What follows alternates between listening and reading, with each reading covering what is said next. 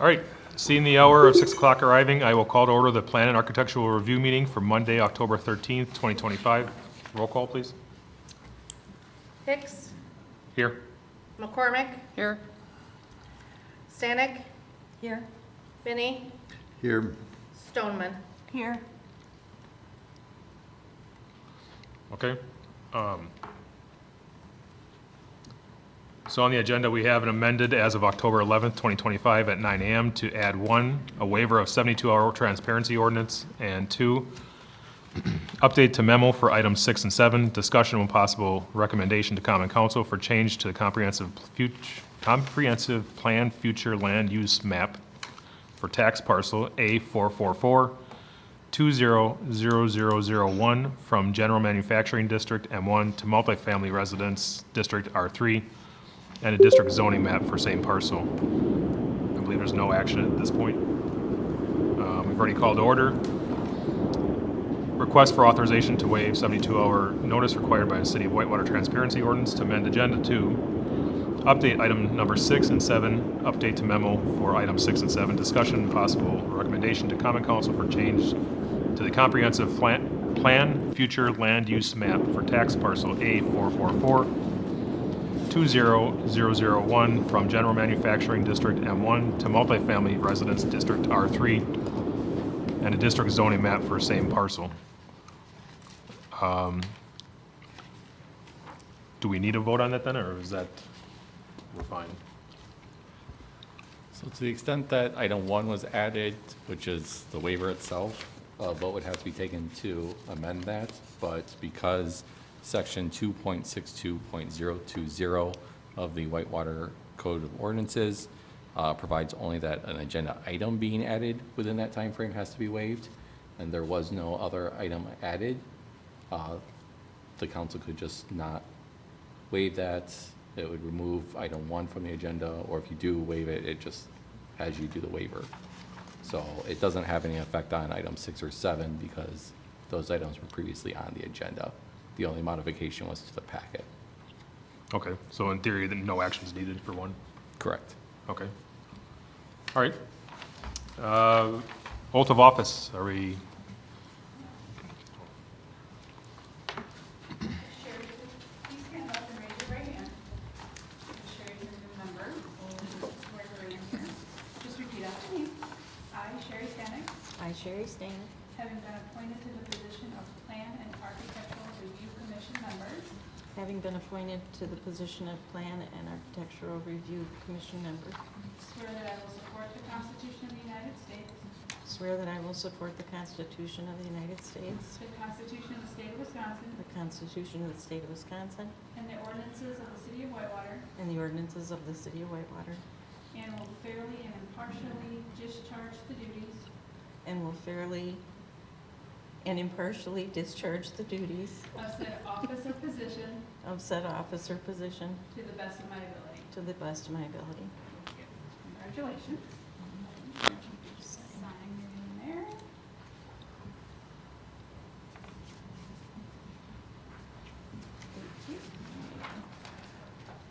Thank you. That's it? Okay. Approval of the agenda. Committee member can choose to remove an item from the agenda or rearrange its order. However, introducing new items to the agenda is not allowed. Any proposed changes require a motion, a second, and approval from the committee to be implemented. The agenda shall be approved at each meeting, even if no changes are being made at that meeting. Do I have anybody wishing to make any changes? No.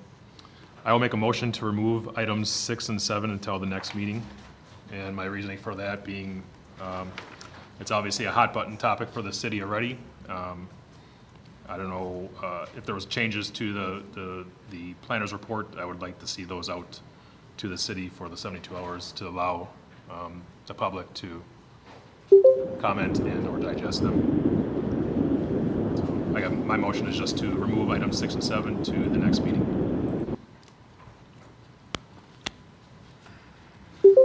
Is there any second? Second. All right. Moved by Hicks, second by McCormick. Any discussion? Can we have a summary of what change was made compared with the original? Allison?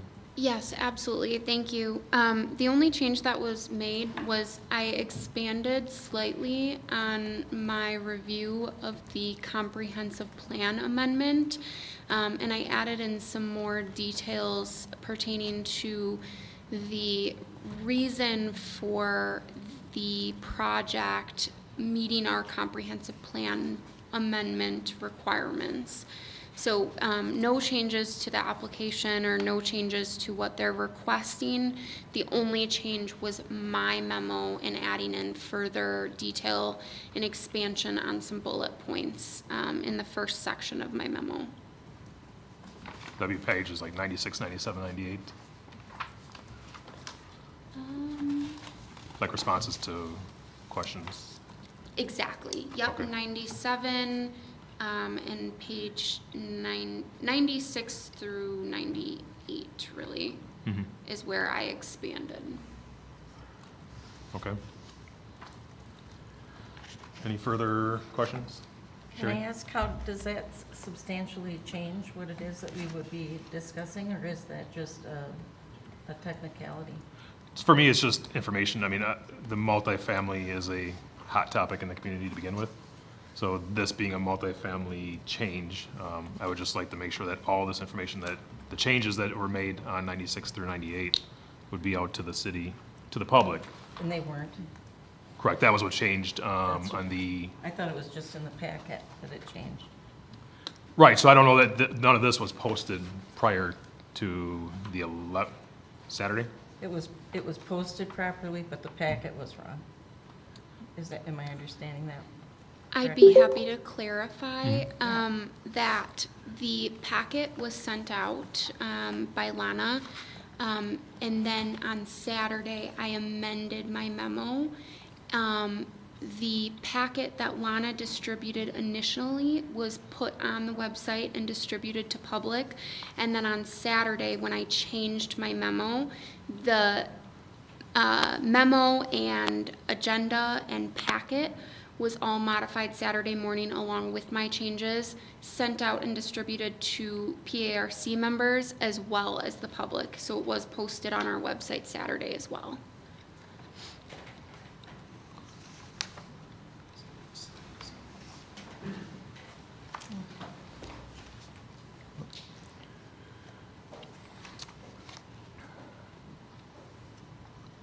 She's gonna take the votes off, wait. No, just for awareness, we had one person message said that the sound wasn't coming through on the go-to meeting, so Okay.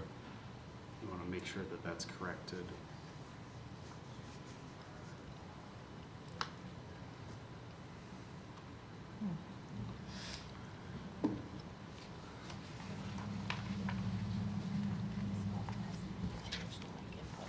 Okay.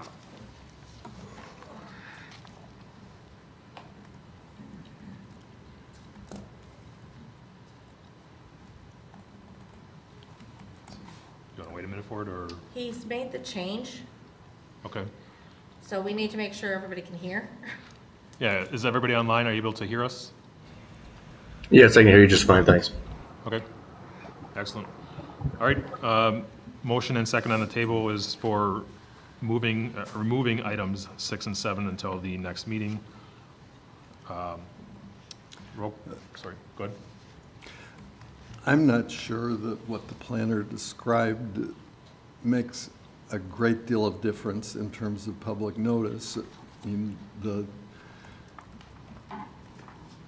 change to the comp plan and the zoning that is proposed is the same as what was originally noticed. It's a matter of the planner having provided additional rationale about it, as I understand it. This body, in my recollection, does not have the ability to make these changes, but only to recommend them to the Common Council. Am I correct on that? That is correct, yes. So this is not the final word. Is there some reason for this being rather urgent. I mean, it's unusual to have you here, Allison, as well as to have an applicant here, I believe, from out of town. I don't know that there's an immediate urgency. However, I think like any applicant, they would like to see their project procedurally move forward in the time frame that was specified by the city. And you're correct. This is that first step in doing that. So they are here. They're in attendance. They were hoping to be placed on this agenda tonight. The notice was legally and properly published. So, they were, I think, hoping that this project would move forward this evening, but there's no immediate urgency here. If I may note also, I want to note that the additional information that was provided was not at a request of the applicant. It was done by city staff because we wanted to make sure that you had the most thorough report possible supporting the recommendations, which again did not change with the edits. The recommendations to the rezoning and plan amendment requests remained the same. So we do have the applicant in attendance, and this was the meeting that they applied for.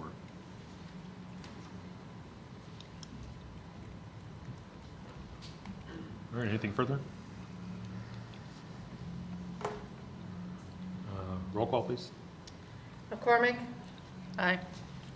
Can we clarify what we're voting on, We're please? voting for the, The motion was to remove items 6 and 7 from the agenda till the next PARC meeting. and you're saying the parties involved are here currently? And I'm going to Yes. say no. Yes, Bob Murray is in attendance online. I'm not sure if we have we do have a in-person attendee as well.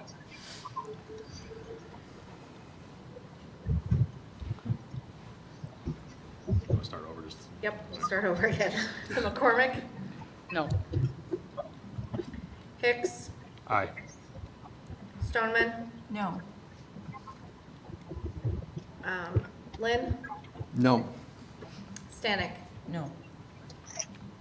Motion has failed. Okay.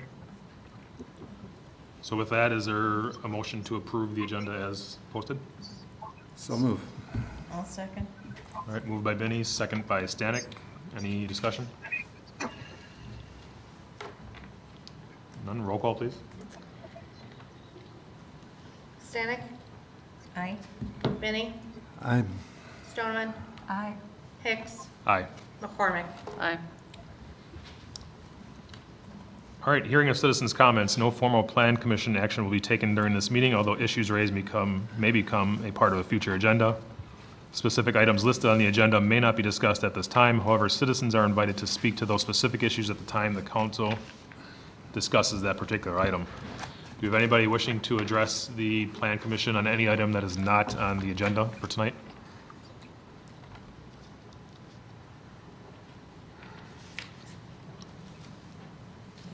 One last time, is anybody wishing to address the commission for any item that is not on the agenda for tonight? Nobody online at all wishing? Okay.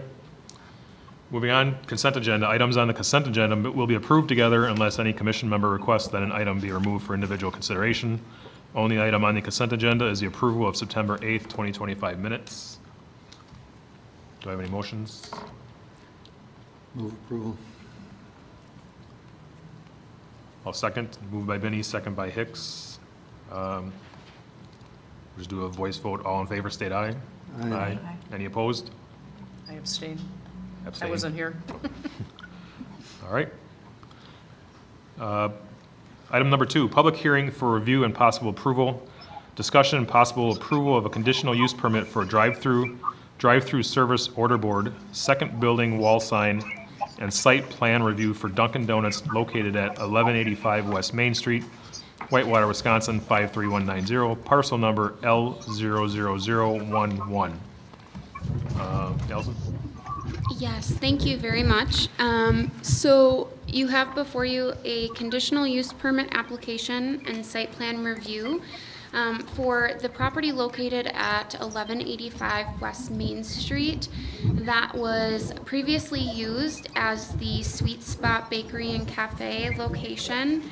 The Dunkin' Donuts is proposing a new location at that existing building. Dunkin' Donuts is not proposing to tear down that structure or that building. They are seeking approval to come in and use the existing structure, which is already actively being utilized as a coffee shop and bakery. And they need the conditional use permit for the overage on signage as well as the drive-through facilities. So enclosed in your packet, you'll see that they are over on wall signage. They're requesting one internally illuminated square foot sign on the wall, one internally illuminated 25 square foot sign on another face of the wall, and then some externally illuminated wall graphics near the drive-through. They will be replacing the pylon sign that's existing and refacing that to have Dunkin' Donuts on it. And then they will also have one all-in-one internally illuminated menu board sign with a canopy, which is standard to most all Dunkin' Donuts locations. If you've been to the existing location, you will know that there already is a drive-through lane there, and the Sweet Spot Bakery has had a drive-through. And Dunkin' is proposing to use that same area and same layout for their drive-through. They're not making any building modifications other than facade improvements to make it look like the standard Dunkin' Donuts design, and all of the other renovations will be internal. I'd be happy to answer any questions. Any questions or comments for Allison? I just had a quick question. So that when you say pylon sign, you mean the one that's outside that has the freestanding Yes. sign? Okay, Yep. so they'll revise that to say Dunkin' Donuts, obviously? Yes, Okay. I yep, just- they will. Maybe the same size? Yes. Okay.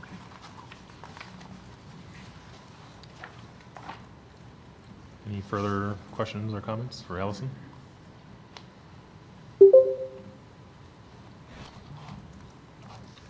None. I will open up the public hearing for this item. Is anybody wishing to speak from the public on item number 2?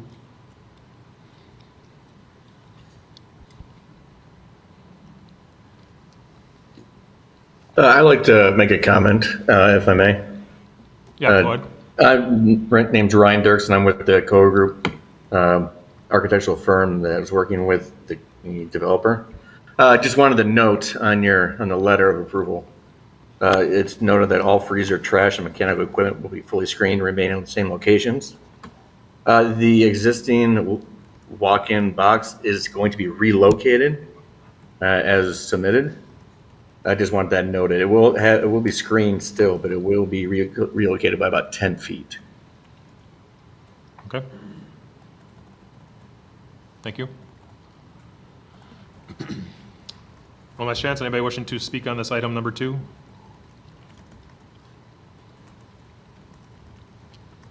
All right, hearing none, I'll close the public hearing, bring it back to the board for any comments, questions, I just have motion? one question. Yep. Because it was too darn small to read, in the front where it's got a handicap stall, the stall to the right, is that for pickups for people that are working there or delivering? That is curbside pickup only, correct? Okay. Okay. Anything further from anyone? Lynn? My only concern would be the same that has sometimes existed with the previous owners, and that is that drive-through can get pretty doggone busy and sometimes get pretty close to actually overflowing onto Elizabeth Street. I don't think there's a thing that can be done about that, but I anticipate we might be seeing some of that occurring during really busy times. I think we had that same concern when Starbucks was coming through. And I think that's worked out okay. I mean, we had concerns, yeah. No, that really has a larger distance. Sure, yeah. Mr. Chairman, if I may, I apologize. Apparently there was a text message from a resident who was trying to speak. We could not hear him. Okay. Would it be acceptable to allow him to speak now? Yeah, does anybody have any objection?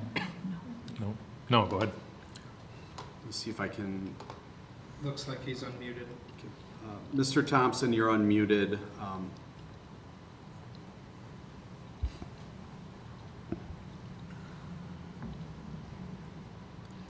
Mr. Thompson, if you're speaking, we can't hear you currently.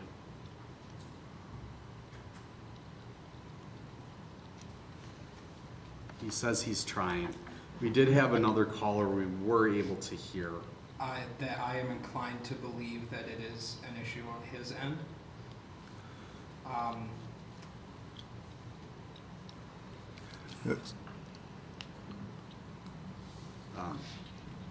Could we allow him to send a text with his comment? Is that allowable, Stephen?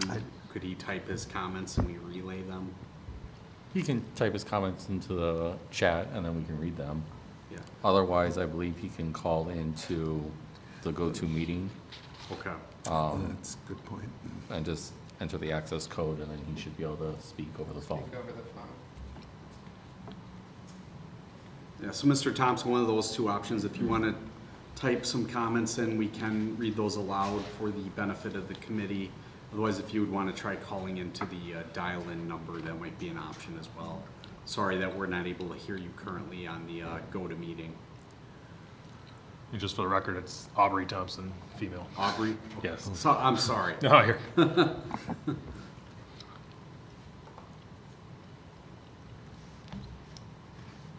Should not have made that assumption.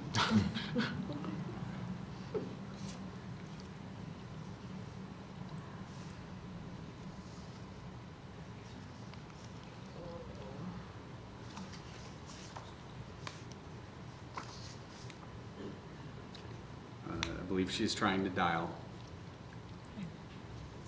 Might take a few seconds.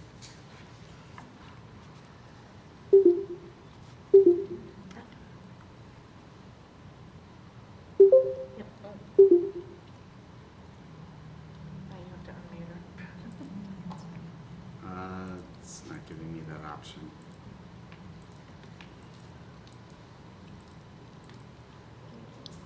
Gives me pin or excuse. I'm not sure how to fix that. Yeah, it's not giving us an option.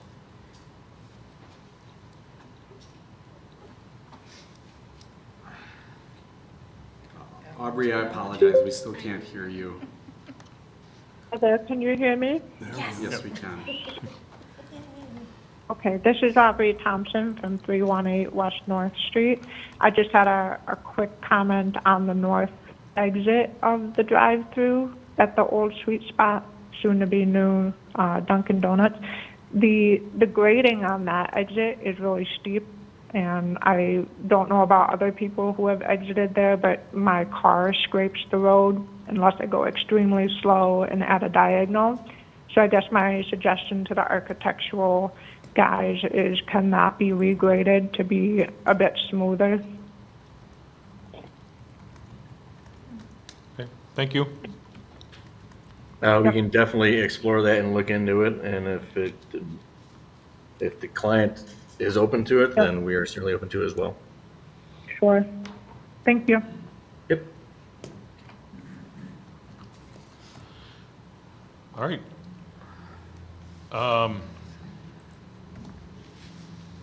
Do you have a motion yet on the table? I don't recall.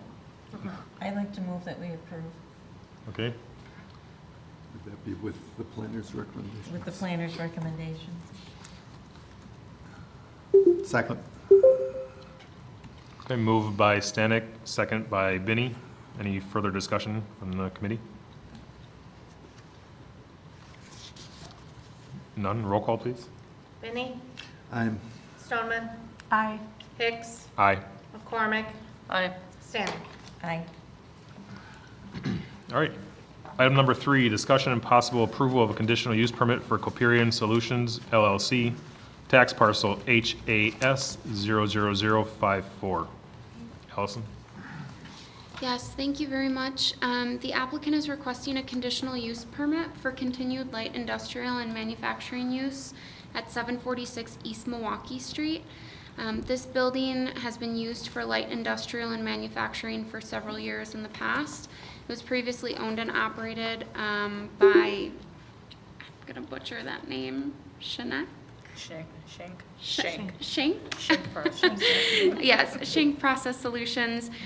Recently, the ownership was transferred to the new business and the new company. They're continuing operations. They have no significant changes, but because of the change in ownership, they need to come in and update their conditional use permit. Be happy Okay. to answer any questions. Any questions for Allison? Lynn? the application has checked off yes for hazardous/flammable chemicals used or stored, must attach MSDS sheets. Do we know if those have been provided? I presume they're needed for the fire department. I don't know if I have them. They may have been provided, and they will certainly be required to be provided before, well, they're already operating. I was gonna say before we grant occupancy, but they're already in the building. I don't know if we have their sheets or not.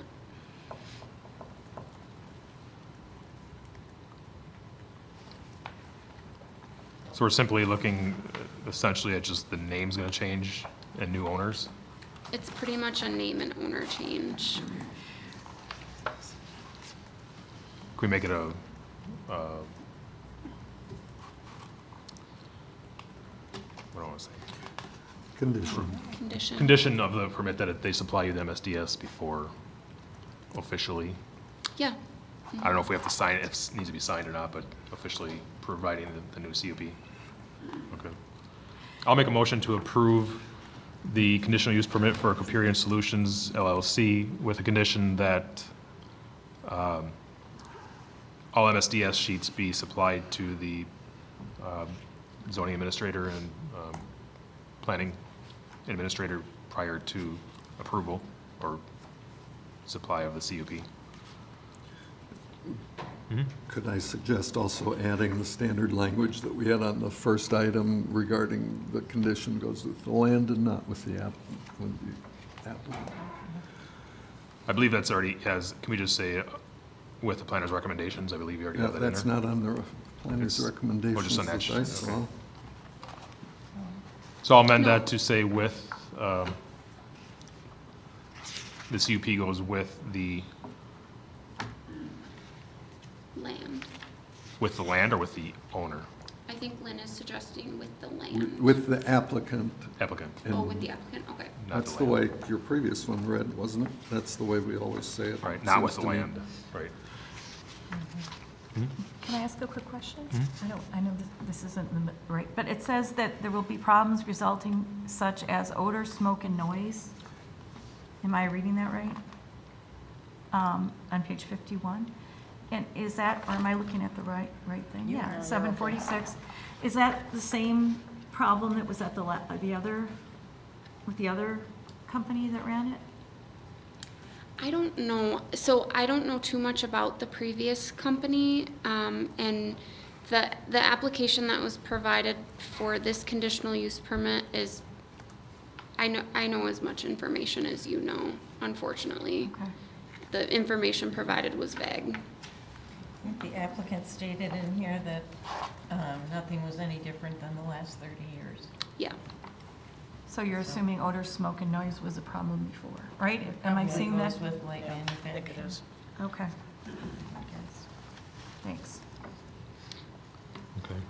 I will open the public hearing for item number 3 on Coperion Solutions. Anyone wishing to speak, please step up and state your name and address.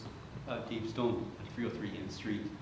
First off, I appreciate that the commission sends out notices when to neighbors when stuff like this comes out.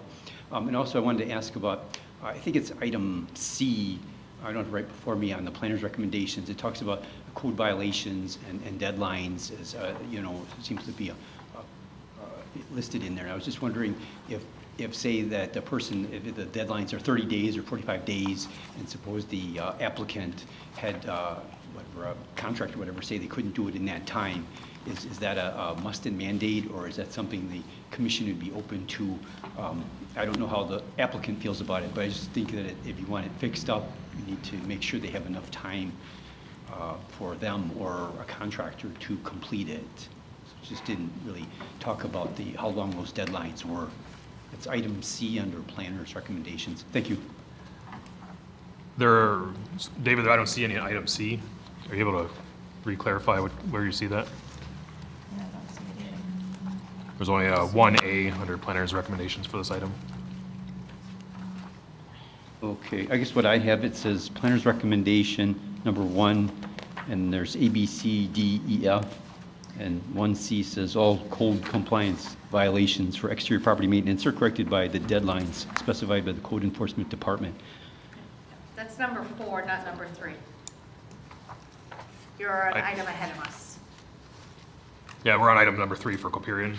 There's only 1A for planner's recommendations. I'm sorry.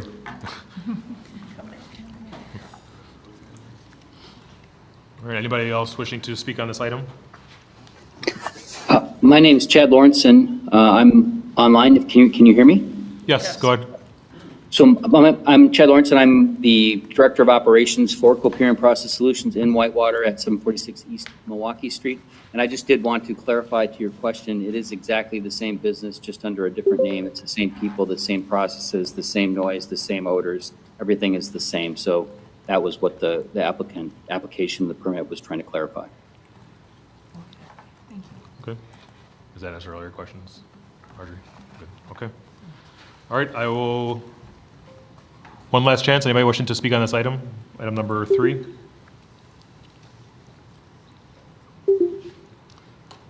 All right, hearing none, I will close the public hearing and bring it back to the board. I'll just restate my motion, if I remember correctly. I will move to approve the conditional use permit for continued light industry and manufacturing for the parcel located at 746 East Milwaukee Street, with any other stipulations as indicated by the PARC, which I believe was only the CUP goes with the applicant, not land. And also providing MSDS sheets to the planner, and to the planner, I guess would be the best place. Did you already have a second? No. I'll second. Okay. So moved by Hicks, second by Stanek. Any further discussion? Hearing none, roll call, please. Stoneman, Aye. Hicks, Aye. McCormick, Aye. Stanek, Aye. Benny. I'm, All right. Item number 4, discussion and possible approval of a conditional use permit for first floor residential located at 319 West James Street, Whitewater, Wisconsin, 53190, parcel number TR00025. Allison? Thank you. So the applicant is requesting a conditional use permit for first floor residential use in the B2 Central Business District within the city of Whitewater.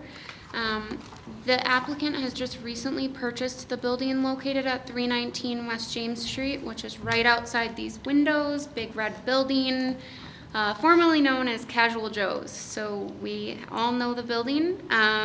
It has been vacant and for sale for quite some time. The new owner would like to convert the existing one-story building into an art gallery and studio space. Then he would like to construct a small apartment in the rear of the building. So that is what the conditional use permit is for this evening. The art studio and gallery space is a permitted use in the B2 district. So he is just looking for approval to be able to have that small living space within the building. The applicant is excited to move his business over to the city of Whitewater from the village of Sharon. This art gallery is already in operation in downtown Sharon. And if any of you have ever been to Sharon, which I have been to Sharon, the applicant's building it's beautiful. It's meticulously maintained, and it is very a nice place. So with that being said, staff is recommending the Plan Commission approve the conditional use, but with some conditions. Architectural plans and full construction plans need to be prepared. We don't have anything like that right now. We just have a conceptual layout. All building and zoning permits need to be approved and obtained.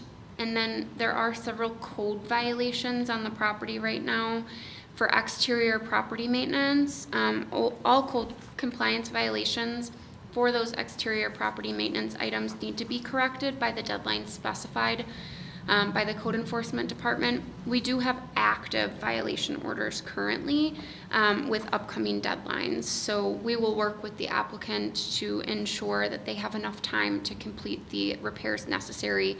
We understand that they have just recently purchased the building and that they would like to make improvements to it, so we will give them the time they need to do so.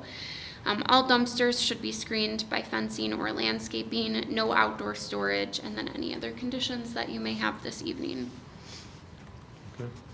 Any questions or comments for Allison?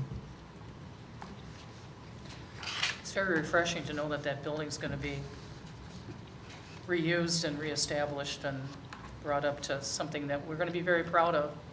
I guess one question I have, and I'm sure it'll come up with the construction plans, I assume they're going to put a kitchen in there as well for dwelling?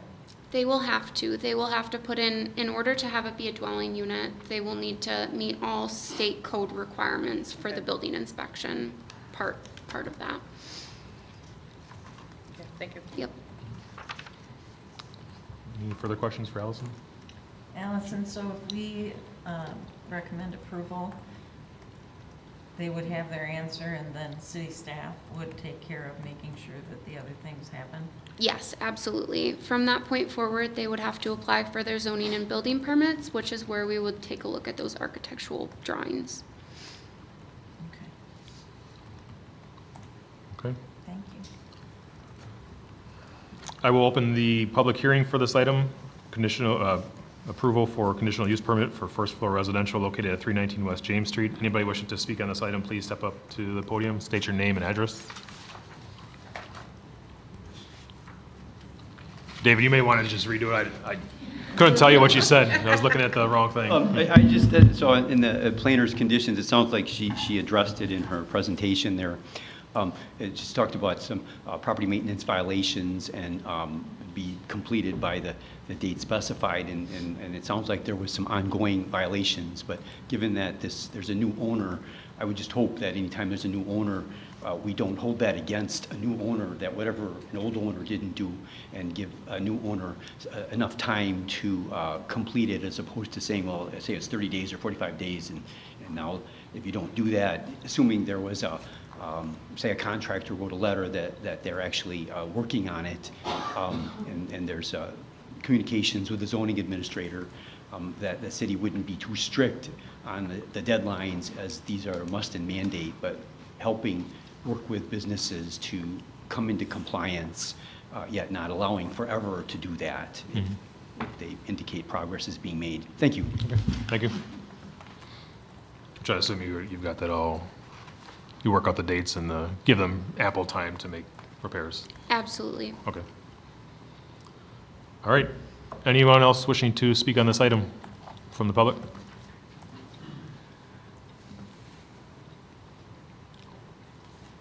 All right, I will close the public hearing and bring it back to the committee for any additional questions, comments, actions. Lynn? I think this application is very different from those that are requesting a residence on the first floor right here in the middle of the downtown district. This, after all, is a residential street, and I suspect that the residents there would prefer to have an art gallery with a residence in it compared with having barbecue smoke in their neighborhood. So I would move approval. I'll second. All right. I love barbecue, but. All right, moved by Benny, second by Stoneman. Any further comments or questions, concerns? All right, seeing none, roll call, please. Hicks, Aye. McCormick, Aye. Stanek, Aye. Benny, I'm, Stoneman. Aye. All right, item number 5 was removed.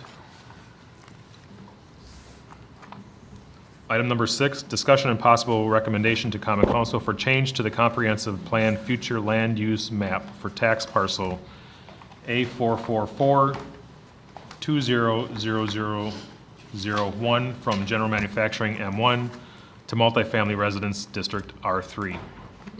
Allison? Yes, thank you very much. So before you this evening, you have 2 different items for consideration. You have a comprehensive plan amendment, a land use map change, and then you also have a zoning map amendment, so a rezone request from M1 to R3.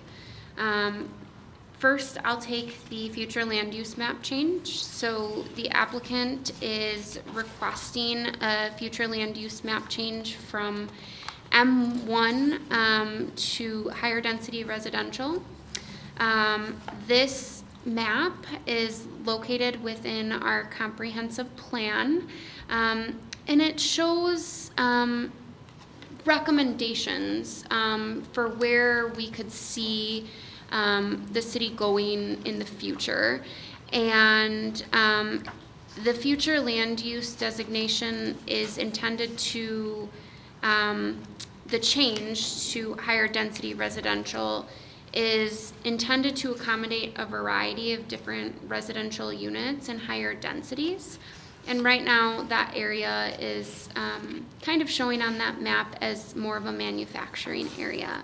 So the applicant is requesting to change from that manufacturing area to show it as a residential area. Secondly, to that, they would be requesting a zoning map amendment. So we have 2 maps. We have one in our comprehensive plan for future land use, and we have one current and existing zoning map. So they are requesting to amend both of those maps this evening. The zoning map amendment would be to go from M1 General Manufacturing District into our R3 Multifamily Residence District. So one thing to look at while considering these sorts of map amendments is all the following criteria that I have listed in my memo. When you consider a comprehensive plan amendment, you want to look at items 1 through 8 in my memo. So number 1 would be the extent to which the project provides a positive and lasting contribution to the character of the neighborhood. Number 2 would be a determination that such project is supported by adopted city plans covering the area, including the city's desire to preserve certain areas outside of the district for single-family housing that is not student-oriented.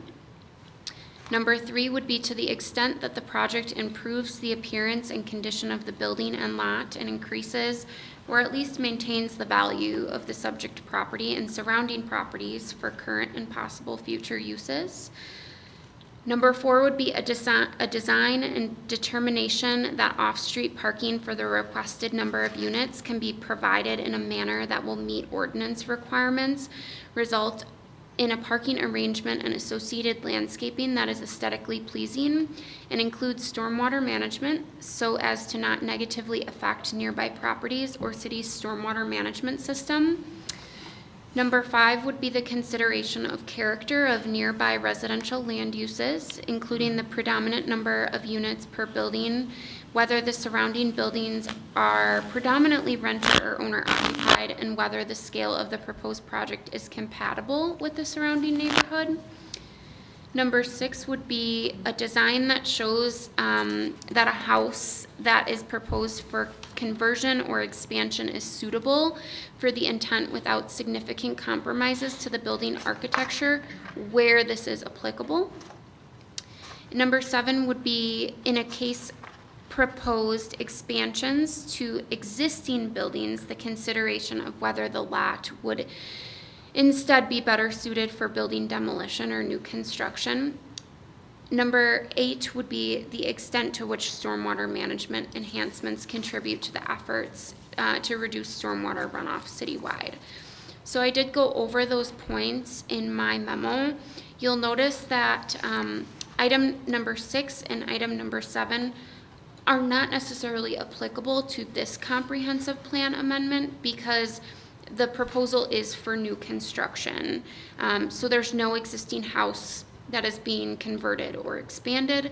And for number 7, it is not, there's nothing currently on the site. So we're not proposing demolition, it's all new construction.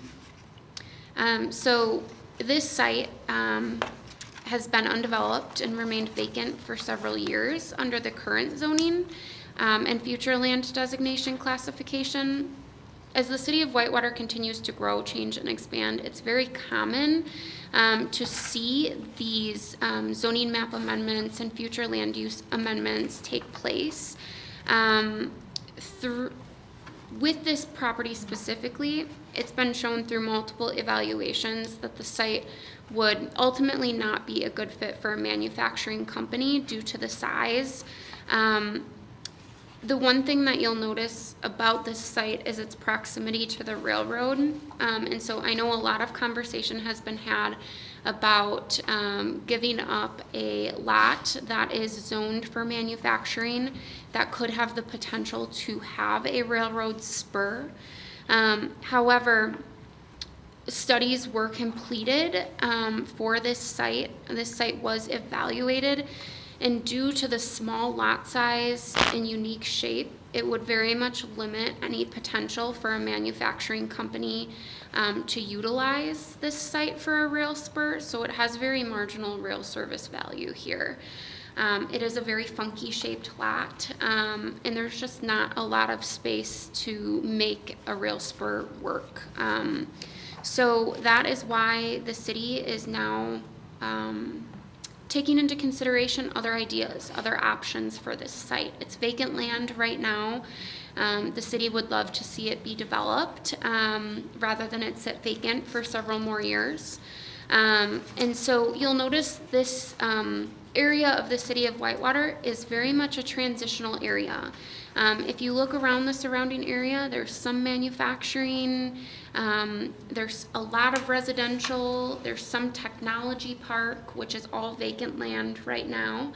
And so I feel that the multifamily housing would provide a good transition between all of the current zoning designations throughout the area. So I would be happy to answer any questions, and we can go from there. All right, any questions or comments for Allison? Sherry? The comprehensive plan that we're looking at was developed in 2010. They're normally done every 10 years, correct? Correct. So it's not at all surprising to me that we would be looking to maybe reassess how things have been proposed for the future. There's been a lot of growth over there on that side, so. Absolutely, and we're very, the city is nearing the point where we need to complete a comprehensive plan update. And so these are all the situations that would be evaluated during that updating process. And it's very common to see that future land use map change significantly during that updating process as we see how the city is growing and expanding. And I'll jump in here because I was on the committee as well as Mason and Lana. The City Council just approved the new comprehensive plan. And we've got a company on board that's going to address all your concerns, and it will be updated in the next year or so. To revise the plan, there's not a current one being approved yet. We don't have a plan approved, it's just we're going to go out. Oh, you approve the company, The correct? company, correct, Yeah, the, yeah. yeah, developer, right, It's in progress. yep. Any further comments or questions for Allison? None? All right, I will open up the public hearing for item number 6, discussion and possible recommendation to common council for a change to the comprehensive plan future land use map for tax parcel A444-200001 from general manufacturing M1 to multifamily residence district R3. If you could step up to the podium, state your name and address. Jeff Knight, 405 Panther Court. Couple things, I actually was on the CDA, and there was a company that was going to build on this site with recycling clay tiles. It was a unique process, and they did have approval for a rail spur on that site. And so it's the only industrial site in the city currently controlled by the city if you had a project come in that needed quick siting. And I'm only telling you that the other sites would probably be better. I've looked at what they proposed, but we don't control them. And so that's important for you to know. Two, this site came up way back at a CDA meeting. At the time, they came for kind of not only approval for sale, but also for financing. The financing piece got pulled from the budget. Typical kind of a big ticket financing that kind of was comparable to the other ones that have been approved in city compared to looking at fair ones in East Troy and Waterford for tax support of apartments. But my bigger concern is that this parcel is immediately adjacent to Provisor, which is a big industrial site with a lot of cars, a lot of people working there, and a lot of noise. Secondly, it is on a rail spur, and so you do have a lot of reasons why housing may not be the best there. I understand that there was the comment about a lot of the industrial land has not sold recently. I think that if with the new economic development director starting to finally do some retention visits, you might see some growth. There is growth all around us in industrial parks. They're growing like crazy, and I think that we need to make sure we're in the game in doing that. But this came up at a city council meeting and was denied, just so you know, that was voted down. Then it came back with one member switching just on the sale. So this isn't like something that has gotten a lot of approval, and I can tell you when it came up in front of the CDA, there were over 22 people came in to that meeting that night and spoke against this project. So there was a lot of public concern about this site and more high-end apartments. This is not, when you dig in and look at their pricing, this is not for startup, this is not for low income, this is pretty high-end housing. So I just would ask you to consider, there are properties all over this town that are zoned R3 that this could go to. Why would we take some of our only zoned industrial property tucked into an industrial park and make that more apartments? So I think the smarter message is live with your comprehensive plan you had, because that was smart zoning. This is industrial park. Thank you.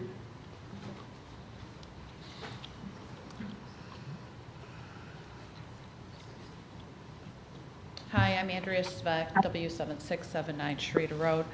So just a couple questions that I have about this. I'm just concerned, there is a lot, as Mr. Hicks pointed out earlier in the meeting, there's a lot of concern about the apartments that are being proposed and built in the city. And so I guess I'm wondering, why are we rushing to reintroduce something back to City Council that was stopped back in February? And why can't we just put this, let the citizens know about this? It seems like it's being rushed. And then I guess the other question that I have is, why would we cripple the possibility of of a business going there, manufacturing going there, and having that railroad spur, which obviously would no longer be an option if we did an apartment building there. It just doesn't even seem like a logical place. I don't know who's going to want to live on a railroad. I don't know who wants to listen to those trains. Talk to the people who live in Chicago by the L. Talk to my mom who had a house on the railroad. It was awful. So I don't understand that as being a viable long-term solution for people. And so then that makes me wonder, well, then what happens to these structures after they're built and nobody wants to live there listening to the trains? And then you had mentioned that there was an evaluation that was done for manufacturing at some point in time. And I was wondering, where could citizens locate this information? Who did the evaluation? When was that done? And where might we find that information? Thank you. Thank you. Hello, this is Aubrey Thompson. Can you hear me? Yep, go ahead. Aubrey Thompson, 318 West North Street. Couple thoughts I have on this industrial area.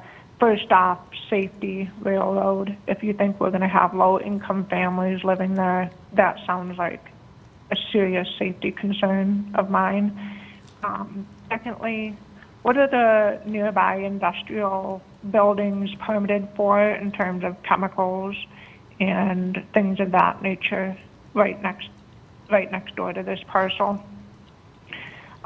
Thirdly, if we now have a new economic development rep, I would say let's give him a chance to bring in some business there. Just because we haven't found the right business in the past doesn't mean that there isn't one out there.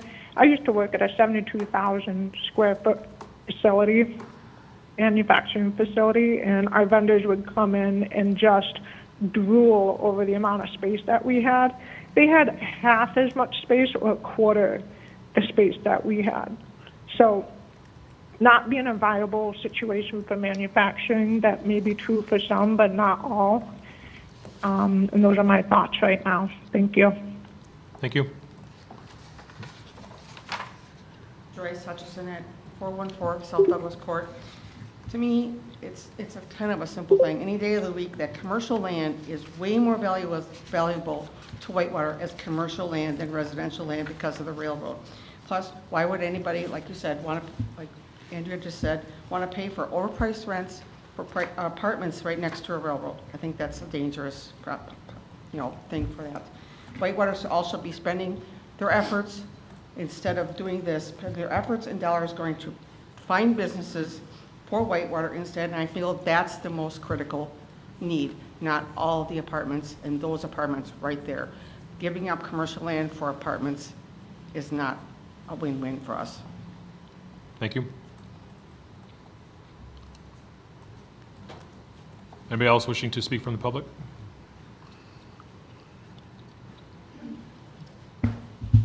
Justin Zamparty, Beer Becker, 999 Fourier Drive, Madison, Wisconsin. We also have Bob Murray online from the development team.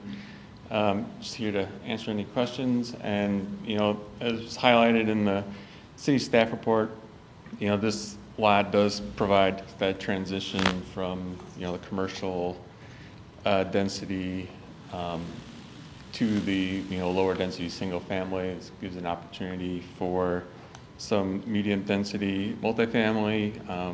As you know, there's been studies by the county that that has identified the need for affordable multifamily housing, and this project would offer that opportunity.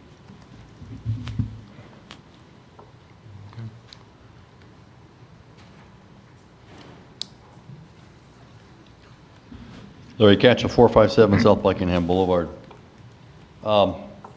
Let's not give up on job creation. We now have somebody qualified in the community. I looked him up very extensively, Mason. Watertown City Council, Fort Atkinson. His two predecessors, underqualified for what they did. We've had a vacuum. But let's not give up and make a rush to give away manufacturing land when I hear about possible repurposing in the industrial park of other buildings, it really starts to scare me. We need jobs in the community. They want to come in and build an apartment building and on a land zoned for it, and they're going to do it without asking for taxpayer assistance or taxpayer subsidy. More power to them. Absolutely. But I know the first time coming through, there was an ask for taxpayer subsidy, TIF, and again, don't know if that's going to happen again. But let's give this man a chance to show us what he did in some other communities, and we need jobs. We're locking up all our TID and subsidies and housing. There's not going to be anything left to bring in jobs. We need jobs, bring people. People do not bring jobs. Thank you. Thank you. Anybody else wishing to speak from the public? Yes, Bob Murray with Pre3. Address is 2011 Van Heiss Avenue, Madison, Wisconsin. We're the group that's proposing the apartments in Whitewater. We've developed in dozens of communities very similar to Whitewater around Wisconsin. We talk to communities all the time. The number one thing communities are telling us is when businesses look to relocate, the first question they ask is, where are the people that work here going to live? And usually the answer is they don't have enough housing or quality housing for their employees to live, and so they look somewhere else. Right now we're developing up in Baraboo. We're actually one of the largest owners of the manufacturing company up there is selling us the land because there's such a need for it. And they saw our product and they said, this is exactly what our employees want. We will provide something in Whitewater that is quality housing, housing that is meant to feel like someone's home. There's very nice 2-bedroom, 2-bath apartments with a 1-car attached garage, which allows them to drive in with their groceries when it's raining or snowing outside, go right into their unit. The private entrance makes it feel like it's their own. It's all the apartments we own. This particular product type sees the lowest turnover of any property type we build because people feel that it's more like a home than an apartment. The way we design the sites, we have very ample green space. We don't do a barrack style apartments. We have spaced out, low density, which is the housing that quality Americans really want. People cannot afford a new home right now. A new home's going to cost over $3,000 a month to own. So people that are your policemen and your nurses, you have doctors, your teachers need a very quality place to live, and that's what we supply. Now, there's ample land. There's a lot of land in Whitewater that's out there for industrial uses. Hasn't sold for a long time. This particular piece of land is near residential. There's a little buffer between the railroad. There's a park or a trail right there for residents to use. It is a perfect piece of land. We have searched Whitewater. We've toured Whitewater. There may be land that's zoned, but that doesn't mean that the people that own it are willing to sell it to others who want to develop it. This piece of land is a great piece of land for multifamily, and we really want to be a part of Whitewater. We hope that you take that into consideration. Thank you. Thank you. All right, anybody else wishing to speak? Neil, could we do something with the volume? It was really hard to hear the microphone and there. Is there something we can do to make it a little louder? Missed half of what he said and missed half of what the first gentleman said. If Carter's still back there, he'd have to make that adjustment. Here he comes. We can. I can bring up the volume of the Zoom. This is as loud as it can go. Feel free to move this around. It's durable. Is this easier to hear? Yes. May I speak again? I'll make it shorter. Yes, please. Yes, please. Okay. The name is Bob Murray, and I'm with Pre3. We are the group that's proposing a multifamily development on the site. We develop all around Wisconsin, and we are constantly meeting with communities just like Whitewater. That's what we focus on, is the smaller communities in Wisconsin. The number one thing we hear from the communities is, please come and build here, because when businesses are looking to either expand in our community or move to a community, one of the first things they ask is, where are our people going to live? We provide housing that we consider to be workforce housing. It's meant for the middle, it's the kind of the forgotten class of people that are making a solid hourly wage. Two people making $18 an hour can live in our properties, and we design it to be spacious, 2-bedroom, 2-bath apartments with a 1-car attached garage and a private entrance. So it makes it feel like they're home. We design the site for a lot of space. We don't do barrack-style apartments. We have a lot of green space where it feels like they're home. We know that this property is the best property type for those that can't afford a home yet. If you want to buy a house today, it's going to cost you well over $3,000 a month to own a new home today. We are going to be half of that. What we build in small communities all around Wisconsin, they fill up very quickly. And what they do is that they provide the housing that businesses want to see before they move into a city that they know that their employees can enjoy. So I'm hoping you take into this consideration. This is a great site right by the trail. There's a buffer between the railroad tracks and this site. It is a perfect site for multifamily. We look at sites all the time. And this would be a great addition to Whitewater. And we know that they would fill up quickly because we're in smaller towns than this, they fill up immediately. So this would be a great addition, and it would really help businesses wanting to expand in Whitewater or move to Whitewater. That's all I have to say. Thank you. Thank you. All right. Anybody else, final call for public? Anybody wishing to speak?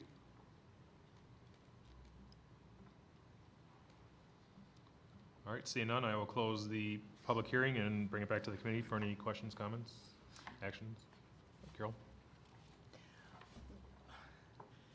We just got through discussing the fact that we have this comprehensive plan coming through. It has been adopted by the city council.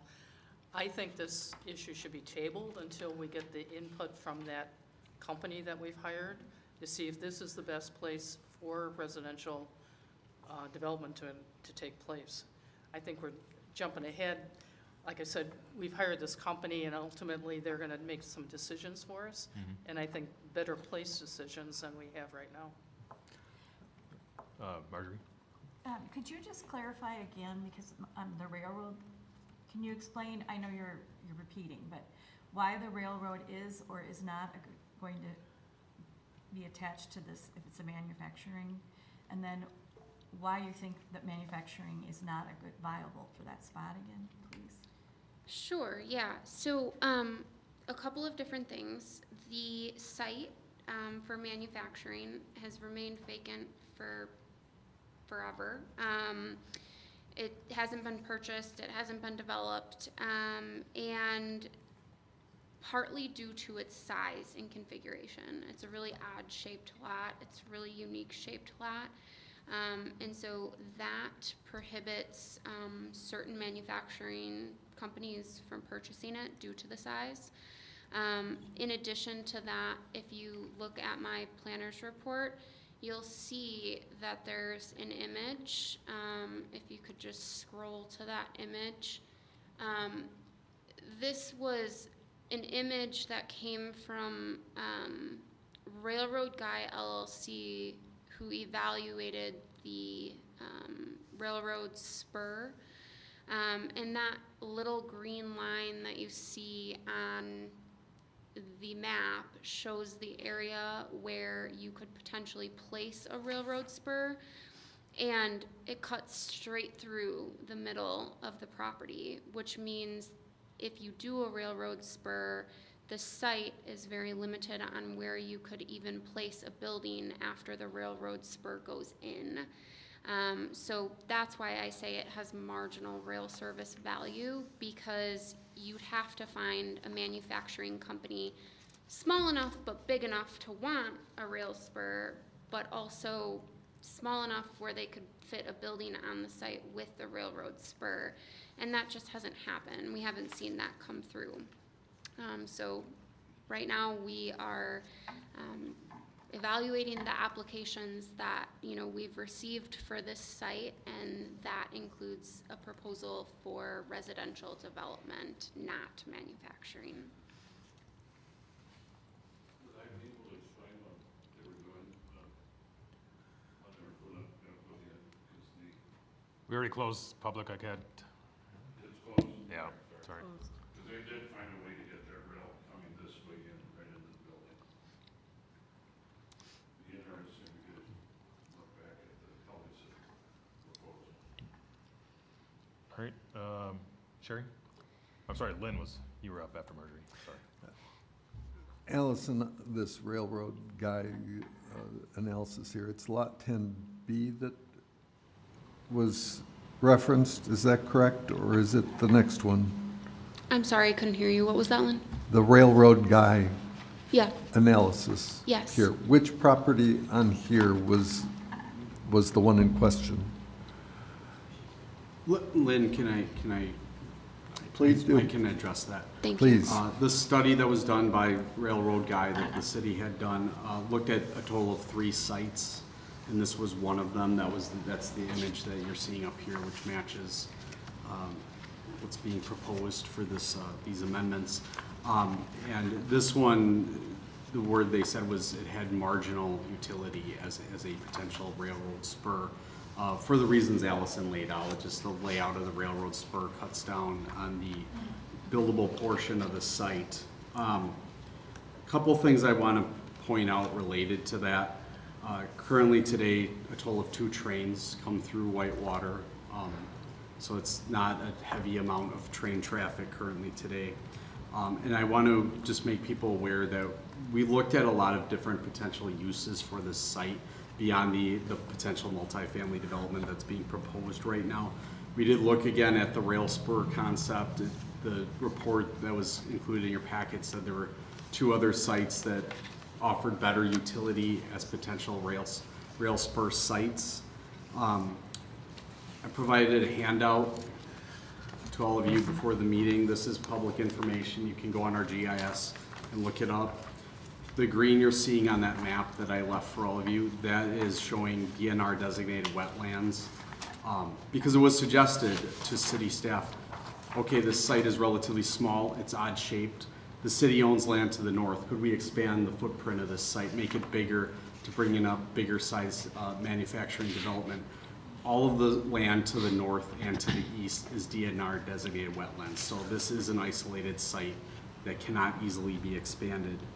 And then finally, there's an issue that people should be aware of when we're talking about manufacturing, because yes, there is a lot of industrial growth happening right now in the general area surrounding Whitewater.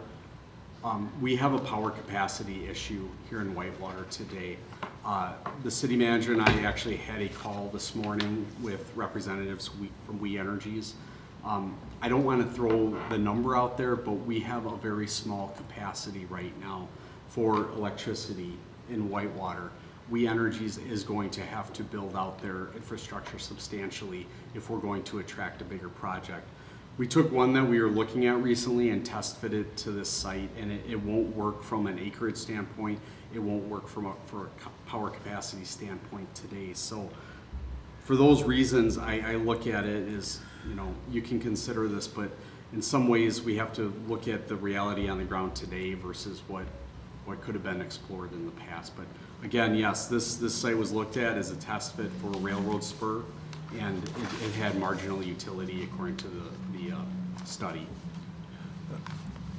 So it's lot 10B that we're talking about on this report here? Yes, that's correct. And as for the suggestion by Ms. McCormick regarding the comp plan, from what I'm seeing here on what we were provided in terms of a prospective timeline of completion of that, we're a year away from anticipated approval of such a plan. Yes, the comprehensive plan update work will start hopefully next month, and then it would be a 1-year process that they'd be wrapping up in fourth quarter of 2026. Thank you. Okay. Any further questions, Sherry? As far as the conversation, the remarks from Jeff and Larry about businesses bring people, people don't bring businesses, or the other way around. We have a lot of people that come and work in the business park now and don't live in Whitewater. We do need housing. We do need housing, and if, and so I think we need both things, but this seems like a real odd piece, parcel to try to do something with if you need a railroad spur in order to use it, but you can't build anything on it if you put the railroad spur in there, or if you, it sounds like, from what was provided to us, the information seems sound to me that this would be a good buffer between neighborhoods and light industry. Yeah. Yes, and I want to point out, we do have other city-controlled land that has been attracting some interest. There are city-owned parcels on Innovation Drive and North Prospect Drive. The CDA recently received a letter of intent on one.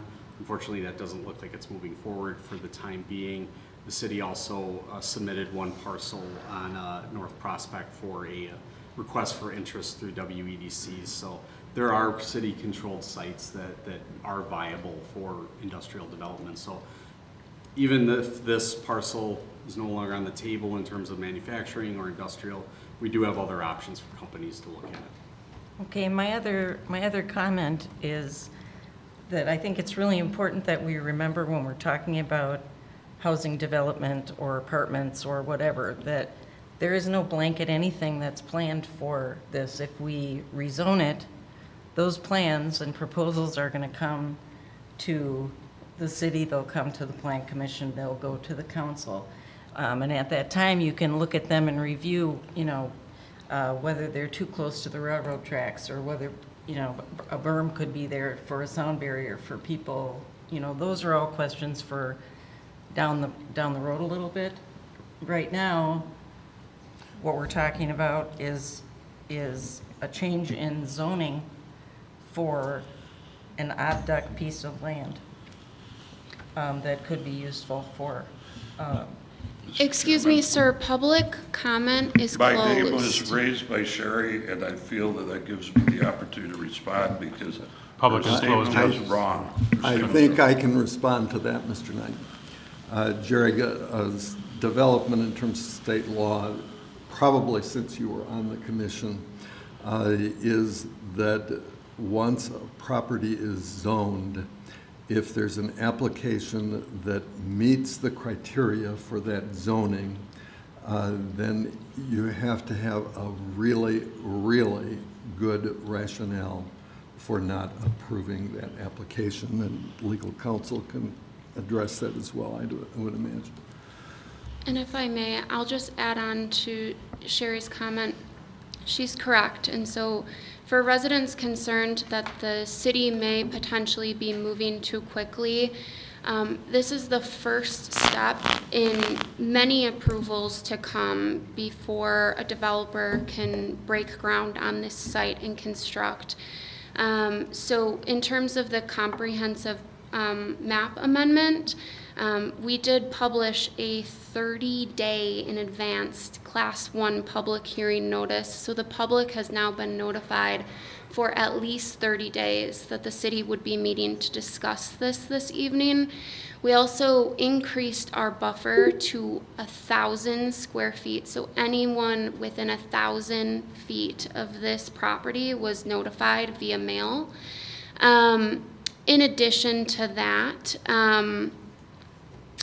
this is one of many approvals. So from here, you make a recommendation to the council. The council has authority to approve the comprehensive land use change as well as the rezone. And from there, the developer needs to come back again to Plan Commission to apply for a conditional use permit to construct the actual buildings that they would like to construct.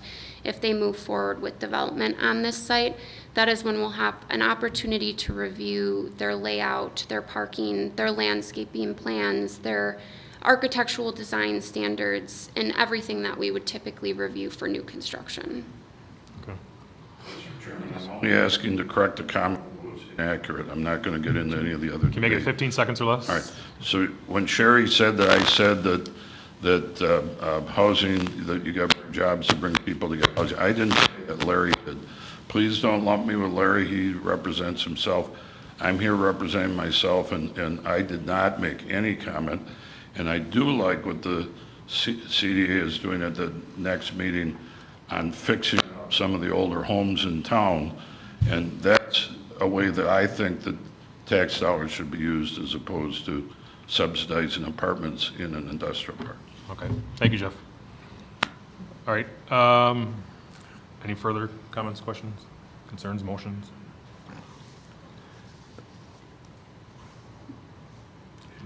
Have we introduced our legal counsel yet, by the way? Probably would be a good idea to have you introduced, please. My name is Stephen Cheesebrough. I'm the city attorney for the city of Whitewater. And would you correct what I said about that state statute? Is that only related to CUP? I think it's related to zoning, is my recollection. If they file an application that meets the current zoning requirements, then yes, the plan commission would be strongly encouraged to approve it without reasons to do otherwise. But there is some leeway and discretion still provided to the plan commission in whether to approve or disapprove a permit. Thank you.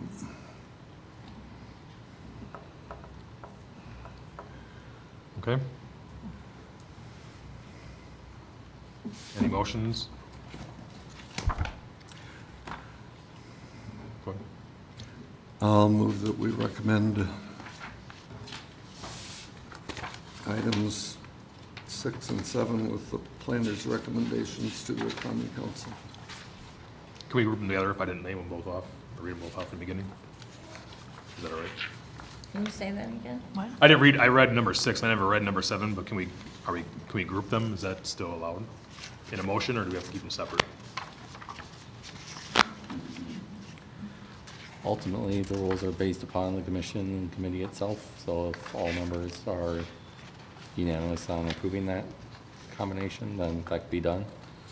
Otherwise, the safer method is to take them separately and then proceed that way. Okay.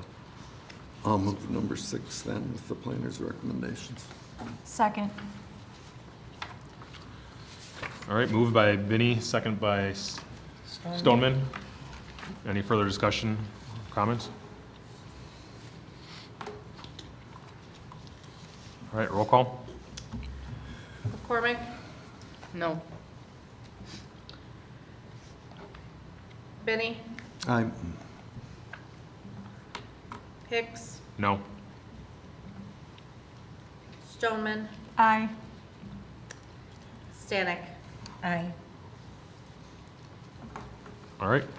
Item number 7, consideration to approve and recommend to common council a change in district zoning map to rezone parcel A444-200001 vacant land at the end of East Main Street from M1 manufacturing to R3 multifamily residence district. Just want to give the cliff notes. I will just state that since there was a motion to recommend approval of the comprehensive land use change, it would be in the Plan Commission's best interest to also recommend approval of item number 7, because it wouldn't make sense to have a future land use map show the property as residential, but the zoning district actually be manufacturing. Okay. Where's that spur when you need it? Yeah. As, any further questions for Allison? Lynn? Move approval for number 7 with the planner's recommendations. I'll second. All right, moved by Benny, second by Stanek. As it is a public hearing, I will open up the public hearing for anyone wishing to speak on this item number 7. Please state your name and address. Jeff Knight, 405 Panther Court, and I pretty much reiterate everything I said in the last chapter. I had a question that has troubled me, and that was the amended new transparency ordinance for 6 and 7. And I didn't see this, and I had a conflict. I wasn't going to be here. But so the question I've got is, when did that change get thrown in, and why are we rushing these? Why couldn't this take time where more people could have possibly attended?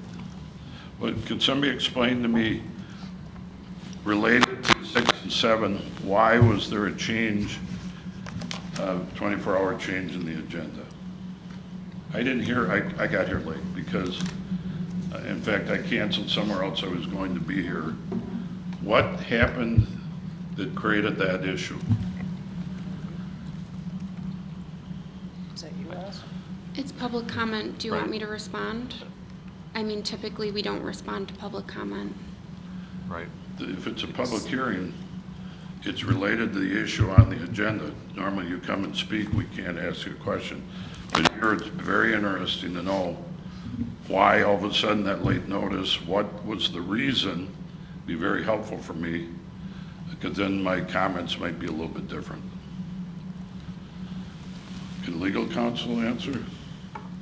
Are we required to? We're not required to, no. Okay. Okay, so you guys would rather, can the city council members, sure they don't have to, but they could, correct?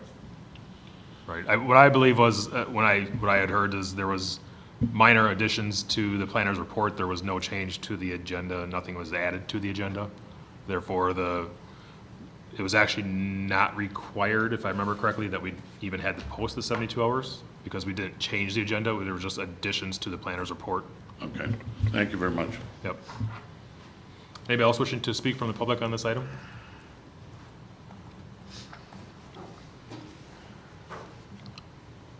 One last chance. Anybody else wishing to speak on this item, number 7? All right, hearing none, I will close the public hearing and bring it back to the committee for any comments, questions, motions. I'm sorry, we already have a motion. Moved by Benny, second by Stanek. Any further discussion? None? Roll call, please. Benny? I'm, Stoneman? Aye. Hicks? No. McCormick? No. Stanek? Aye. All right. Discussions and considerations, item number 8, update regarding amendment to simultaneous property swap agreement. That was my you? report, so yeah, thank you. Yeah, shifting gears after all that. Staff simply wanted to provide an update on the Tantanus land swap deal because that had been agreed to some time ago, and there was a lot of additional considerations that had to be put in through an amendment, which was approved by both the council and the CDA recently. So just to refresh everybody's memory, the city gained control of the site, popularly known as the Pack and Ship site on Main Street, and Tannis Properties gained control of a site in the business park where they are currently starting site work to build some commercial contractor suites on that property. So we just wanted to give an update. That property swap has essentially been closed on. There was some minor follow-up work that was brought up at the very end of last week. We're going to mail a final check to the Chicago Title Company in Elkhorn, and that's getting wrapped up. So we just wanted to update everybody that that has been essentially completed at this time. Okay, any questions, comments? All right. No action on that. Moving to item number 9, update regarding the comprehensive plan. Yeah, and it was already brought up earlier, but just to kind of update everybody on that. Yes, at the last common council meeting, the council did approve the committee's recommendation, which Carol was part of, as well as Lana and myself, to move forward with selecting RDG Planning and Design. They're a firm with a 4-state presence in the upper Midwest. They were one of 6 firms that responded to the RFP. We found 5 of the firms to be qualified, and after interviewing representatives from RDG, as well as myself contacting some of the Wisconsin communities they had worked with previously, we were comfortable moving forward with that recommendation. We are working to finish up the contract agreement with RDG, and then next month we should be able to move forward with initial planning for the very important comprehensive plan update. And will they be coming to a plan commission meeting to present, or I know they're gonna be doing a number of outreach events in the community, but would they come here specifically? They will definitely be coming to plan commission in the future, yes, and there is quite a bit of public engagement planned as part of the planning process, so Okay. definitely. Okay. Any questions for Mason? Marjorie? Just sort of a comment question. First of all, I saw that you have translation services available. I'm really hoping that you'll also talk to our Spanish-speaking community and get their input. A lot of immigrant-owned businesses, many Spanish-speaking. So you know, that diversity is wonderful in our community, and just making sure that we incorporate what their viewpoints are. So that's one thing I wanted to comment, I guess, and hope that you do. Yep, that's definitely an intent as part of the planning project, Okay. absolutely. Yeah, the diversity brings such greatness to our community that we have such a range of people from all around the world. So we just need to also include them in the planning, I think. The other thing is I'm the commission, you all voted me to be on the Urban Forest Commission. Thank you, Carol.